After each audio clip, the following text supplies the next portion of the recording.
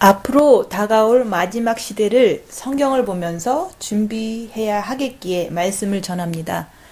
마지막 때에 깨어있기 위해서는 성경 말씀을 좀 더 보면서 연구를 하면 더 도움이 됩니다. 성경 다니엘서 7장과 계시록 12, 13, 14장을 연결시켜서 공부를 해보겠습니다. 다니엘서 7장 13절 14절에 보면 내가 또 밤 이상 중에 보았는데 인자 같은 이가 하늘 구름을 타고 와서 옛적부터 항상 계신 자에게 나와 그 앞에 인도되매 그에게 권세와 영광과 나라를 주고 모든 백성과 나라들과 각 방언하는 자로 그를 섬기게 하였으니 그 권세는 영원한 권세라 옮기지 아니할 것이요 그 나라는 패하지 아니할 것이니라. 이 말씀은 예수님을 말씀하시죠. 다니엘 시대에는 요한계시록이 쓰여지지도 않았고 예수님도 오시지 않았던 때인데 인자 같은 이가 하늘 구름을 타고 와서 라는 말을 다니엘이 하고 있는 것입니다. 예수님은 나는 알파와 오메가다. 나는 처음부터 종말을 고한다. 처음부터 결론을 말씀하신 분이 예수님이십니다. 요한계시록 14장에는 하늘에서 추수가 일어나는 것을 봤잖아요. 그러면 땅에서는 무슨 역사가 일어나지 않겠느냐를 다니엘서 7장을 통해서 살펴보는 것입니다. 다니엘서 7장과 요한계시록 12, 13, 14장을 모두 다 연결된 것이고 다 연결시켜서 공부해야 되는 것입니다. 구약성경의 다니엘서를 작은 책이라고 하는 이유는 다니엘이 이 예언을 받은 다음에 2000년이라는 시간이 있어야 이 예언이 이루어지게 되어 있는 것입니다. 왜냐하면 초림 예수님이 오셔야 되고 또 예수님이 복음을 전파하셔야 되고 또 예수님이 십자가에서 죽으셔야 하는 2000년의 기간이 반드시 있어야 하기 때문에 하나님은 다니엘에게 다니엘이 받은 이 예언은 일단은 봉함하라고 하신 것입니다. 그러나 빨리 왕래하고 지식이 더할 때 이게 풀어진다고 했는데 그때가 바로 지금 2019년 지금 이 시대인 것입니다. 지금 마지막 때에도 이 다니엘의 예언을 봉함하라고 하면 안 되는 것입니다. 다니엘서는 꾸준히 공부해서 이 다니엘서가 역사의 어느 위치에 있는지를 알아야 합니다.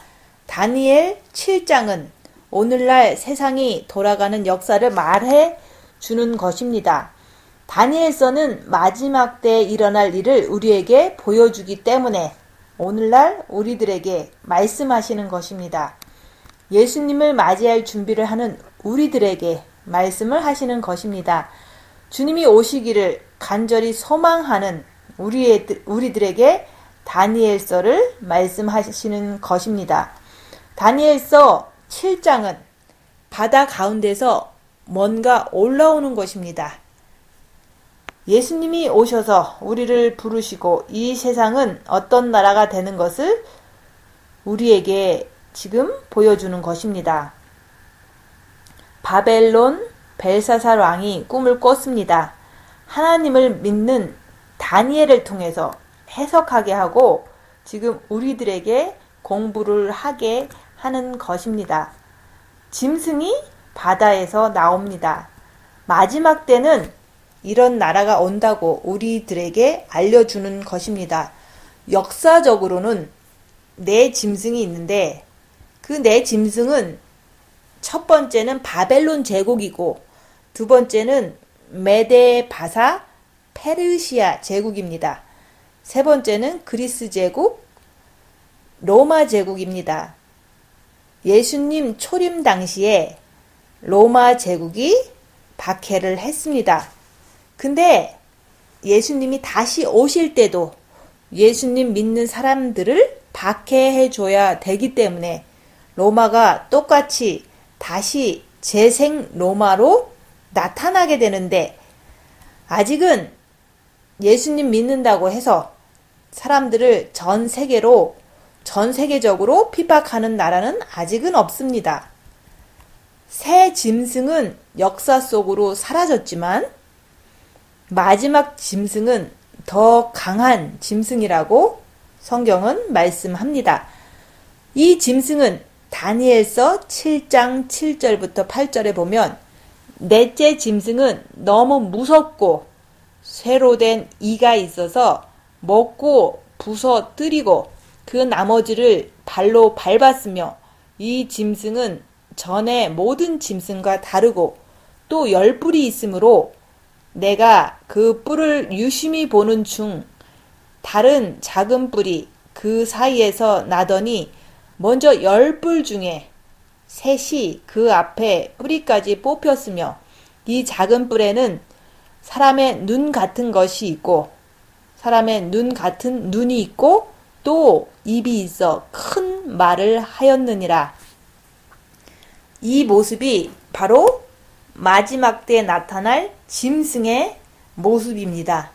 이런 시대가 바로 지금 우리 눈앞에 놓여 있기 때문에 우리가 땅에 남으면 이 짐승을 맞이하게 되는 것입니다. 이 짐승은 결국 적그리스도, 짐승 통치 시대이고, 모든 사람의 오른손이나 이마에 짐승표를 받게 하고 모든 사람을 지배하는 짐승 나라가 지금 코앞에 다가와 있다는 것입니다. 그렇다고 예수님을 믿고 진실되게 예수님을 사랑하는 사람들이 이 짐승을 두려워해야 될까요? 그건 아닙니다. 아니, 열심히 예수님을 믿었는데 우리에게 주님이 짐승 나라를 주시고 우리를 죽이시는 그런 예수님이 아닙니다. 그래서 주님은 신부된 교회, 우리를 데려가신다는 말씀입니다. 그것이 바로 첫 열매의 추수로 데려가시는 것입니다.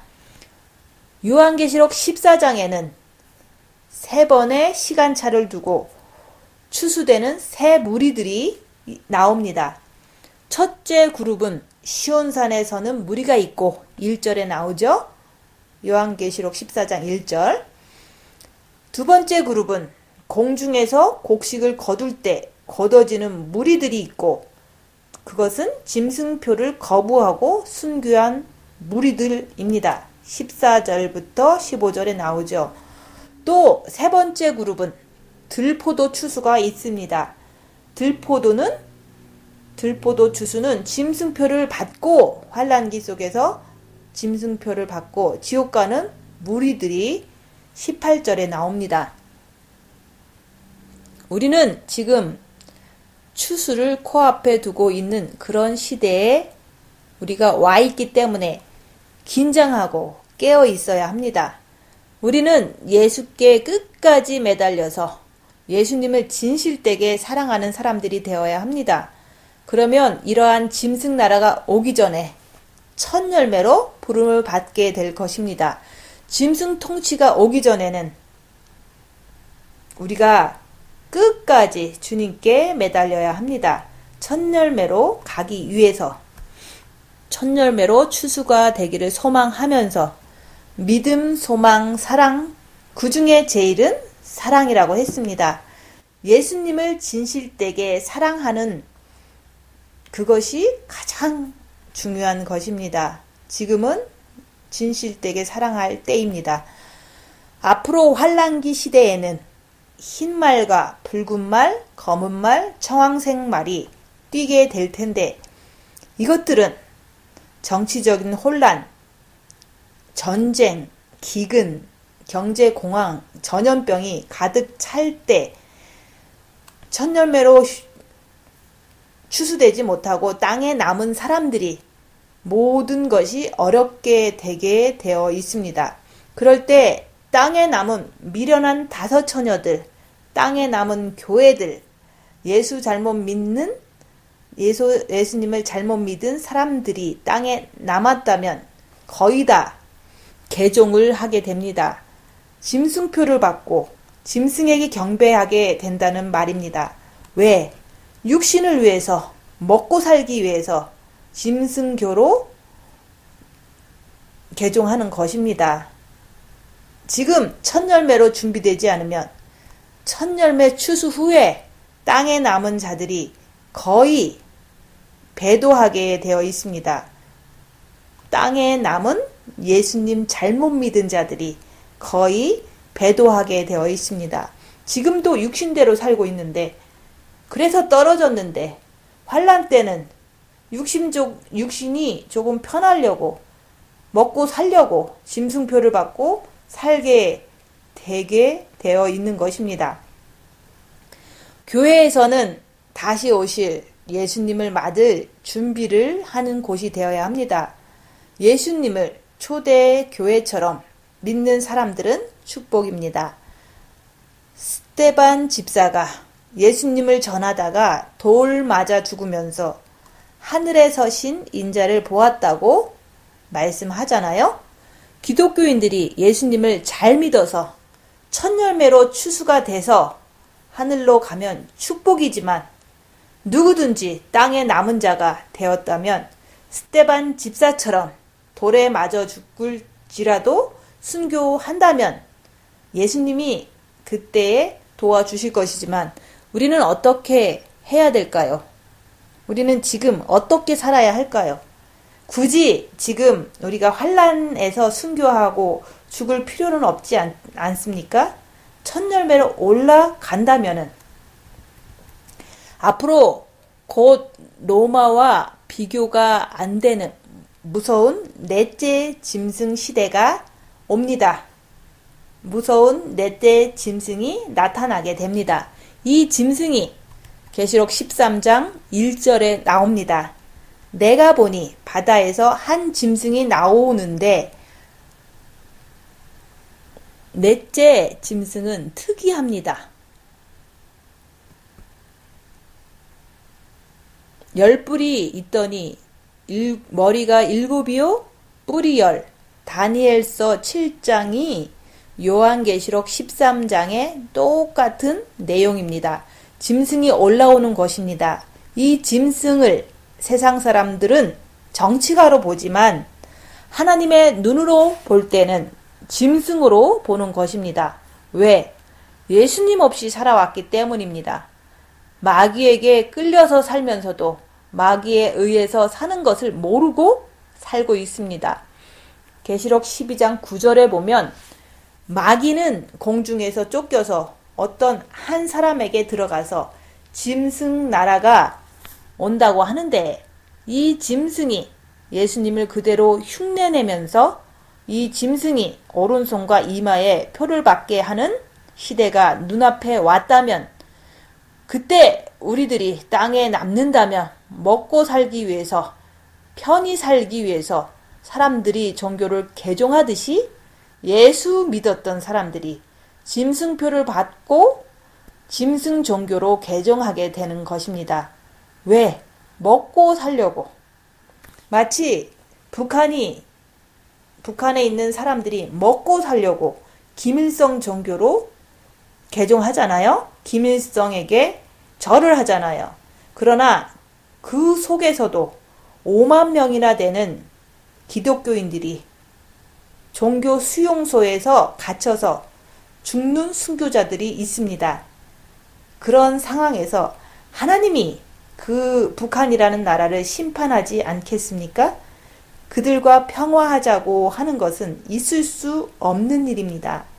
한반도도 처음에는 선교가 들어오고 순교의 피가 뿌려지더니 지금은 종교 통합으로 배교하고 종교로 물들어 타락했기 때문에 한반도도 심판이 문 앞에 와 있는 것입니다. 왜냐하면 종교의 자유를 말하면서 예수님 한 분만 믿어야 하는데, 지금은 평화를 위해서라는 그 구실을 삼아서 지금은 이상한 사상으로 한반도가 물들어 있습니다. 천주교도 우상 숭배로 다 넘어갔습니다. 만약에 여러분들이 환란기에 땅에 남아졌다면 스데반 집사처럼 순교할 수 있겠습니까? 질문을 한번 해보세요. 자기 자신에게. 지금 이 시대는 짐승이 곧 올라오는 시대에 와 있습니다. 천열매된 교회, 지혜로운 다섯 처녀를 말하죠. 신부들이 다 떠난 다음에 다니엘서 7장과 요한계시록 13장이 이 땅에 펼쳐지는 것입니다.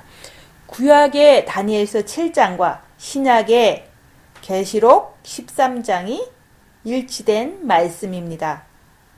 지금 짐승시대가 바로 코앞에 와 있다는 것입니다. 다니엘서와 계시록을 연결해서 봐야 되는 것입니다. 예수님이 다시 오시는데 성도들은 깨어 있어야 합니다. 땅에 남으면, 환란기 때 땅에 남으면 스데반 집사처럼 오직 예수님만 바라보고 순교할 사람이 얼마나 있을까요? 지금도 육신으로 살고 있으니까 그때 가서 순교한다고 장담하면 안 되는 것이지 않을까요?